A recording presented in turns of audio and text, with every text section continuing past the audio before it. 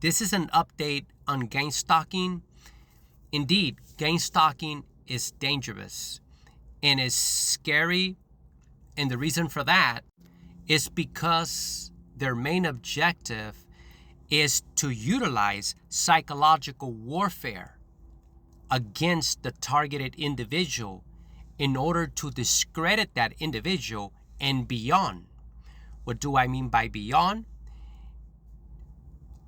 I mean even to make that individual believe that he is mentally gone, that he is mentally unstable. And what is the reason for this? To silence the individual for different reasons. They are targeting the individual. And many times, these individuals are advocates, or they are individuals that somebody of power is paying big money to silence the individual.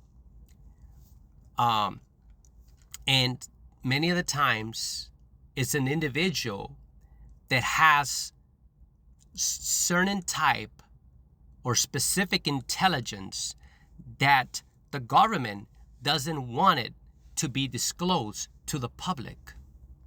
I have been placed on systematic harassment in the past. This is not my first time that I am subjected to it.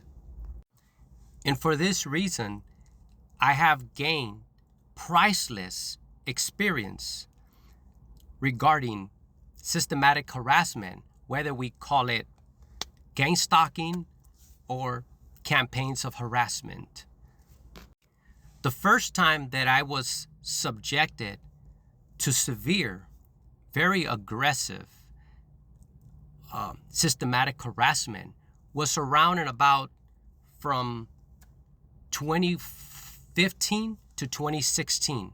It was in Springfield, Missouri, and I was incarcerated.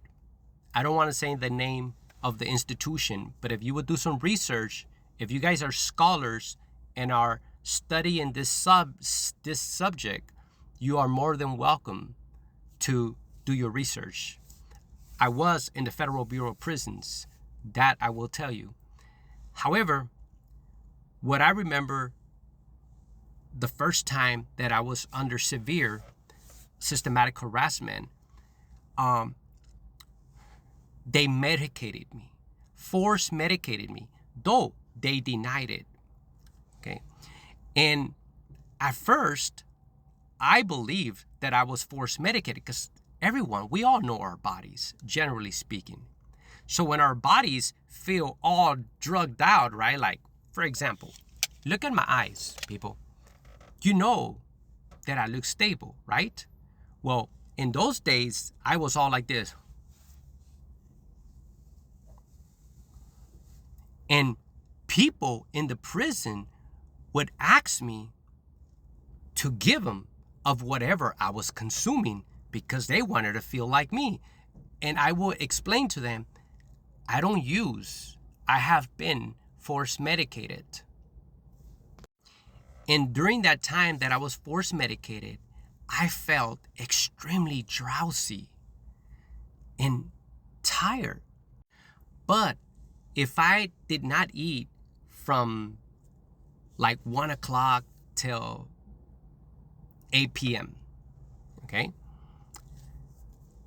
I pretty much would feel more energetic, somewhat sober. Like, in other words, I will feel way less drowsy or way less fatigue. But at the moment that I will eat the food, that drowsiness came back overwhelmingly. So I thought that it was the food. I mean, it's possible that it could have been the food, right? But I don't believe that it was the food. Now I don't believe. In those days, I believed that it was the food that had medicine in it. Is it possible? It's possible. But this is the reason why there's two big possibilities. One, indeed, the food could have some type of medication, right? And the other possibility is when they gave me shots. Some shots work in specific ways, and these scientists know what I'm referring to. The scholars and scientists who study these things, especially those who study medicine, they understand this. They'll give you the injection and for whatever the medicine is for. And the way some of these specific medicines work, they trigger every time you eat. And these medicines, much of the times, if they're not supposed to be, or if they're not officially and legally subscribed to you, and based on, of course, on science, what will happen, they will give you, or they will cause side effects. Indeed, they will cause extreme side effects. What type of side effects? Things like hearing voices, seeing things, etc., etc. But why exactly would these individuals who have organized these campaigns of systematic harassment would give you a medication that is going to cause side effects, extreme side effects? Well, it makes sense. Remember what I said in the beginning? That they utilize psychological warfare. This is one of the main reasons why a lot of people that report being subjected to systematic harassment, when you look in their eyes, they look like they're under some type of medication. And that is so they can be discredited. Another major thing to pay attention to, in other words, something else that is part of a pattern that you can recognize in people who are being subjected to systematic harassment or gang stalking, is that many of them look like they are experiencing extreme fatigue. And one of the best things that I can come up with that has happened to me is loss of sleep, loss of rest.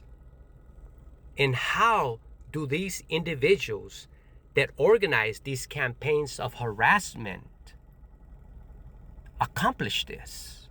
Well, that is a simple response. This is the reason why these individuals who organize these campaigns of systematic harassment,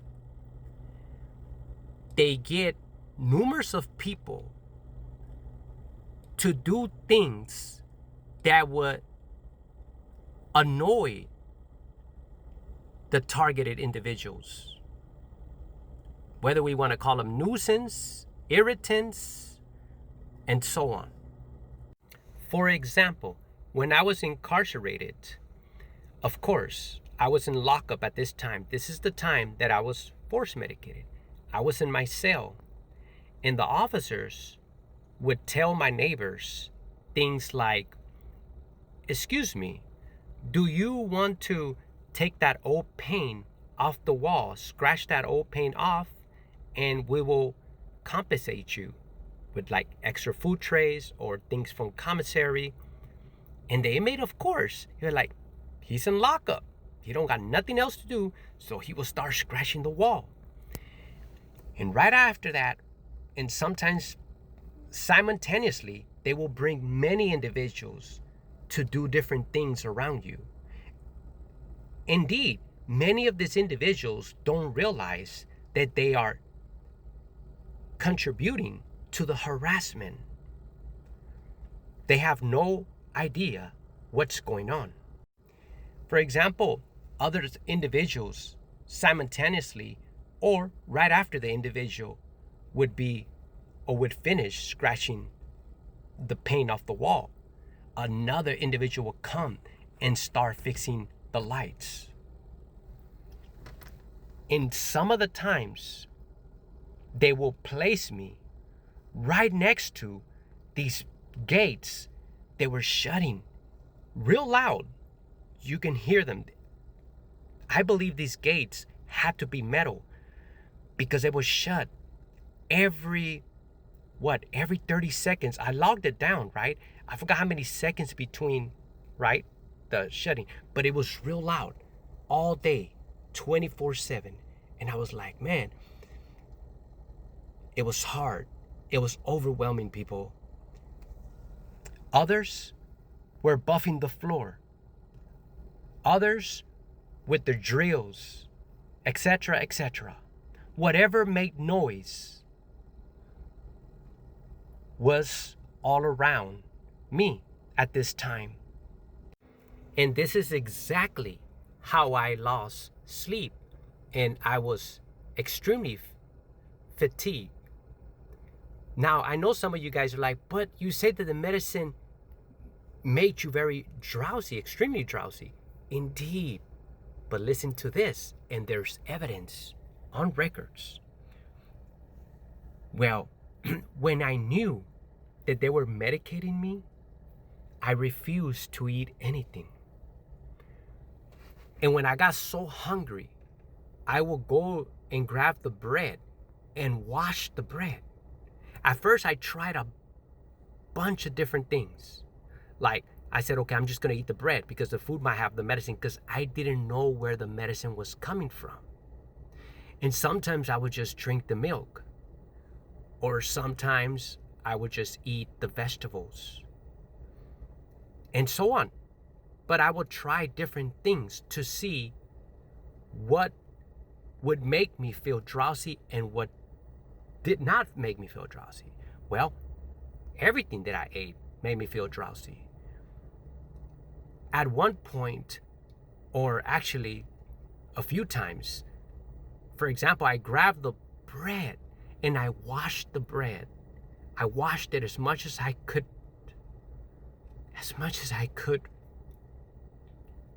Wash the bread. And I'm sorry. And I ate the bread and I would still get drowsy. I became so overwhelming with this systematic, oppressive harassment that I even attempted to take my own life. Bottom line, I went for days without eating anything. Because even when I drank water, it would cause me to feel extremely drowsy. Even water from the toilet. Yes, I drank water from the toilet because I was trying everything I could to survive. I just kept trying different things to counter this harsh, systematic harassment. During the first days that I was force medicated, I went without sleep for days, and I went without eating. People, I've lost so much weight. The reason why I went without sleep was because I believe it was because of all the harassment, the noise, the overwhelming noise that they designed around me. And one of the reasons why I lost a lot of weight was because I knew that something was causing me to become very drowsy. I knew that I was force medicated, but I didn't know how exactly at that time. I didn't know how exactly, I was trying to guess, trying to figure it out. I was like an investigator trying to figure out, okay, what's causing me like this? Is it when they took me over there because I felt like a pinch? One of the things that I did that a few times happened, they will put the cuffs on me and they will squeeze the cuff real hard, okay? And many of the officers will restrain me and I will be doing nothing.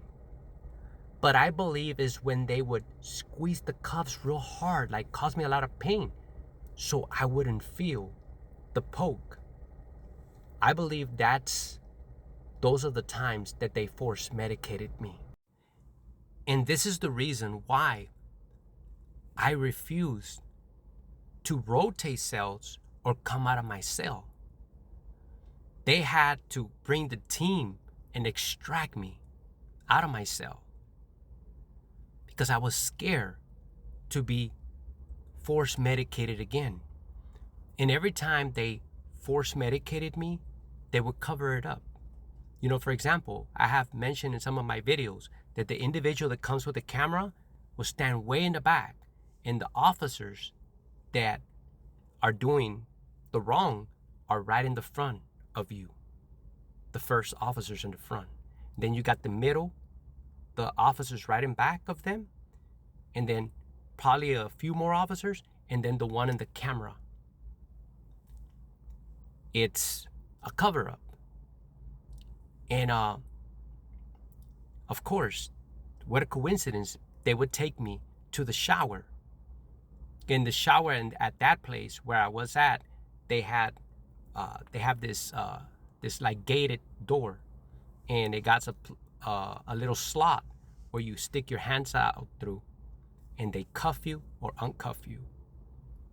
And that's exactly on one of the places that I believe that they medicated me about once or twice at that place. At other times, it's when they attack me to the floor. And of course, people, things like these are going to make you paranoid. Yes, indeed, of course I was paranoid. I'm human. I was fatigued. I lost a lot of weight. I was scared. I was under medication that was causing me side effects to the point that I questioned. Down the line, I questioned my own insanity. Yes, they gaslighted me in many different ways. And of course, any human being experiencing what I experience is going to question their insanity because that is their main objective. I recall being transferred from Springfield, I believe it was to Tucson, USP, or was it Terre Haute? It was one of those places. I think it was Tucson, if I'm not mistaken. And pretty much they kept me in the SHU when I first got there. And the reason for that was because they didn't want the inmates to see me, to see how, in other words, how I was looking, right? Like if I was using. And like if I was using something real heavy. Well, I believe I ended up talking to the warden there or somebody from the administration, one of the higher ups. And thank God it probably was a good officer, a good administrative officer. And they had pretty much, I told them no, put them in a unit, put them in regular population. They put me in regular population, but I didn't last there that long. They set me up. Long story short, they set me up and locked me up. 2 inmates said that I had supposedly pulled out something on them. We're not going to talk about it, but that was a lie. That was a flat out lie. In bottom line, I ended up isolated again. And they placed me at first with individuals, but because I was overwhelmingly force medicated with medication that was causing side effects, I couldn't tell if the individual that was placed in there was me, was there to harass me or was not. And long story short, I ended up in isolation, because every time they would bring the food to me, I would tell you, I would get like, right, overwhelmingly drowsy. So when they would bring the food to me, I thought that they were medicating me through the food there. So, of course, I was addressing my complaint. And it's sad because I believe that some of these officers had nothing to do with it, giving me, now I look back and think of all this. Now I understand way more than what I understood in those days. I have no doubt that there was good officers that had no idea what was going on. And these officers bring the food to me, and I will be experiencing overwhelmingly drowsiness, and I would accuse these officers. So I started, using my feces. I don't want to say certain things here. May God forgive me for that, if I did that to innocent officers. And I ask you, good officers, to please forgive me. Because I do believe, of course, I have no doubt that there's a lot of good officers. But the bad officers do things that the good officers do not have no clue of. And this is how it negatively affects everyone in those type of institutions. However, I ended up in isolation again, and they did force medicated me again. Very similar. What happened at Springfield, it happened at this other location. They did the same tactics. In other words, they used the same tactics. They squeezed my hand with cuffs on. Crazy, right? You see, now I look back and I look at the pattern. I recall that pattern. See, during that time, it was hard for me to try to figure out many things, because in the conditions that I was under. What exactly was the whole purpose of them doing this to me? Because remember, this was from 2015 and 2016. I was fighting for transgender people's rights in the Federal Bureau of Prisons. And I was going on hunger strikes and things like that, and things like those. And they didn't want me to make that type of noise. They wanted to silence me. But when I was in the cell, sadly, I became so scared that I put feces all over myself. Yes, it's embarrassing, but it's important for me to say this, because I didn't want the officers to medicate me again.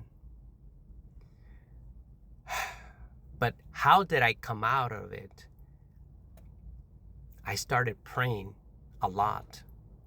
And I believe God started guiding me, telling me to don't bite into it, to don't allow them to press my buttons, to be the adult, to be, in other words, the parent in this whole situation.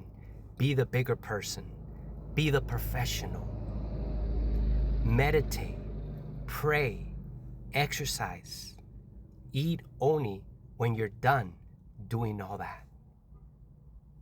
And that's what I started doing.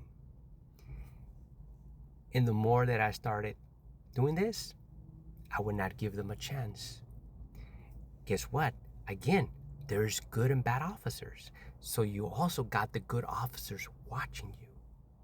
And you got the bad ones that in other words, they kept trying to provoke me. But they were surprised, they were shocked because I was smiling at them. I would tell them things like, God bless you. I said, I know what you're doing. God bless you. I forgive you. But you see, the more you behave, the more you are, it's like, documenting, right? You're giving something to the good officers, to the good staff to advocate for you. And hallelujah, I came out of that whole situation, that harsh situation. I ask all those good officers to please don't take this message or this information, don't take it light. And I ask all those who are researchers, scholars,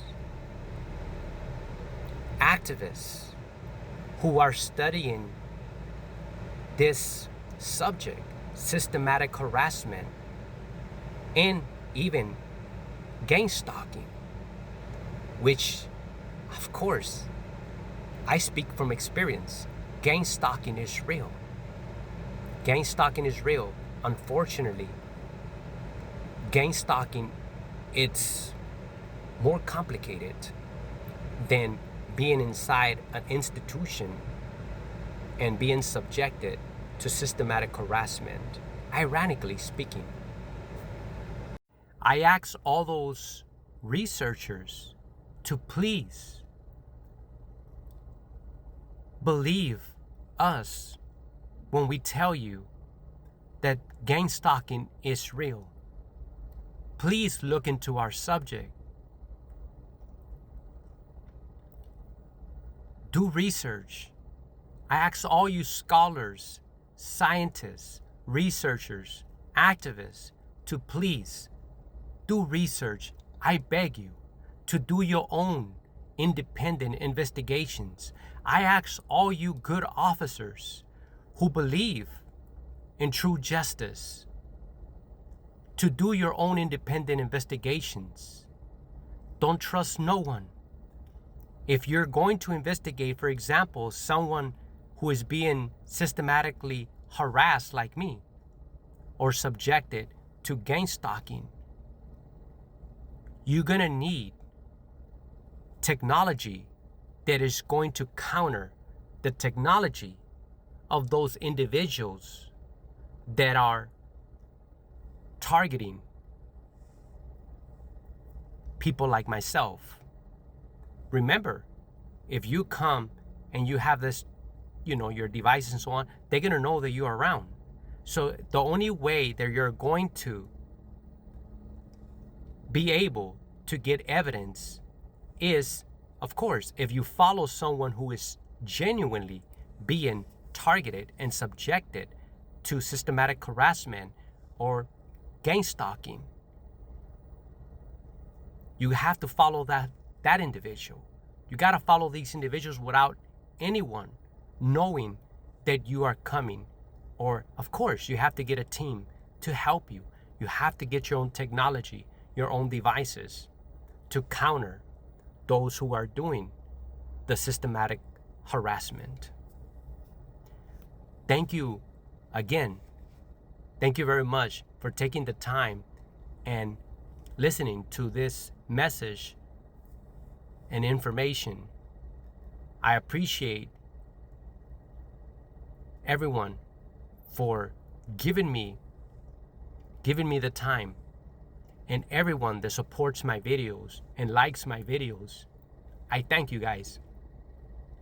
And yes, it's overwhelming. But I want to say to all those who are being systematically harassed, don't forget to be the bigger person. Don't forget to be more professional. Do whatever you can to get rest so you can have a fresh mind in the morning. It's very important for you to try to get your rest. Put headphones on, whatever you got to do. Make sure you get plenty of rest. And if you are already medicated, try to do everything before you eat or drink water. And if you're going to do content creation, don't do those videos when you are feeling drowsy. It's okay to show the people, make a video to show them the difference. Look, this is how I look after I eat. And then make another video and say, this is how I look. I have not ate. So these people that are doing the research or their own independent investigations can see the difference. But many of us who are investigating these subjects can remember, we can look back and remember those individuals complaining about gain stocking, that they looked at real fatigue, and they looked at like they were, under heavy medications. And of course, you can see other things that are caused because of the conditions that they're under, like easily irritated or paranoid. Those are signs of the same pattern. Thank you again